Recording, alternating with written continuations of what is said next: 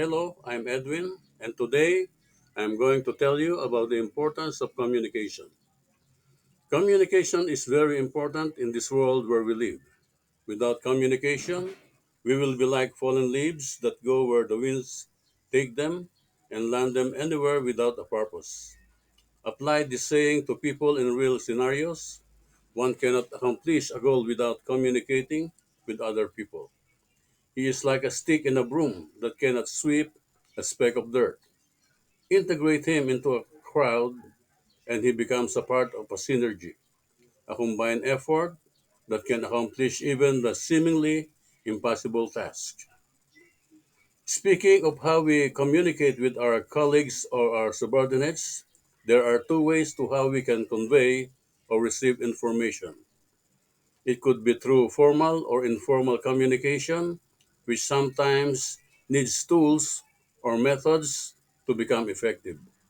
It is crucial that we know which way of communication we must apply in a certain situation or circumstance to achieve the best result we desire. In most cases, formal communication is accomplished through one on one meetings or group meetings, emails, letters, memorandums, reports, or websites. While phone calls or face to face communications could be considered formal communication, they also could fall into informal communication, depending on the tone or how the message is delivered. Oftentimes, formal communication requires documentation, while informal ones end in polite endings or mere handshakes. Informal communication in an organization, which is most likely done through casual conversations, phone calls, messenger chats, Twitter, or other social media platforms, is one way of overseeing or controlling staff effectively. In this way, employees are more relaxed and tension free and will most likely be able to better understand and follow instructions more enthusiastically. One example is when making a simple request or conveying simple information. A manager doesn't need to call a meeting, send an email, or issue hard copies for this purpose. Otherwise, it would become too formal, and the sense of cordiality between the boss and the staff is set aside. Resolving a misunderstanding is another situation where informal communication is called for.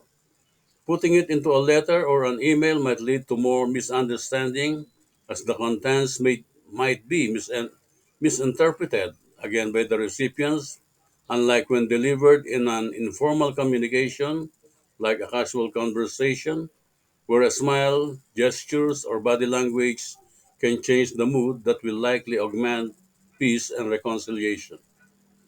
On the other hand, formal communication in the form of memos, emails, hard copies, or group meetings conjures respect and spurs obedience among the staff. These methods of formal communication enforce compliance, which ensures that deadlines are observed and met, and planned and expected production is achieved. Informal communication, such as casual conversation or messenger chats, will not be effective in enforcing compliance among the staff.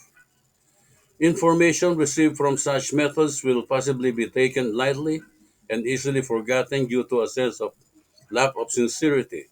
A group meeting, emails, phone calls, or memos assert authority from the higher ups, thus commanding obedience to the intended recipient. Another nice thing about formal communication, for example, a group meeting is that the chairperson who is conducting the meeting could unite the whole team, regardless of race, religion, or traditions, by iterating that all should arrive at one goal without bias.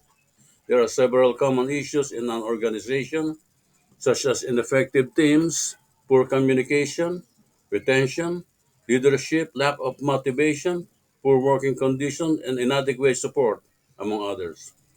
Among those mentioned issues, one that is worth giving importance and attention to is poor communication. Poor communication leads to several problems that could hinder the timely completion of a project which entails more costs on the part of the stakeholders. The primary role of the project manager is to ensure the proper and continuous flow of communication within the project teams and throughout the life cycle of the project. Neglecting to do so will invite lots of issues for the project that will eventually lead to delays and additional costs on the part of the stakeholders. There are other factors that could cause poor communication in the workplace. Unclear communication can lead to misunderstandings, conflict, and low morale among employees. The choice of methods of communication being used is inappropriate for the situation, and whether it is delivered in a timely manner, it is essential that leaders provide clear and concise guidelines, set realistic expectations, and encourage open communication to ensure that everyone is on the same page and working towards common goals. And there are three well proven tools or methods to materialize this solution, such as the following. The project communications management offers three schemes that encompass total solutions to poor communication issues in an organization. First is the planning communications management, which determines the information that is needed by the stakeholders. This provides the necessary information to further enhance the decision making of the stakeholders. Second is managing communication, which involves creating, distributing, storing, retrieving, and disposing of project communication based on the communications management plan. And last but not the least is controlling communication, which is about monitoring and controlling project communications to ensure that stakeholder communication needs are met. So much has been said about the importance of communication in an organization and building a project. The question is, was there any endeavor to improve or uplift the soft skills of every member of the team, especially when it comes to proper communication? Now and then, and even in the past, technical skills are the primary aims of the companies to be given to each staff, while soft skills are being forgotten. Even the employees themselves choose to undertake skills training in hope of furthering their careers.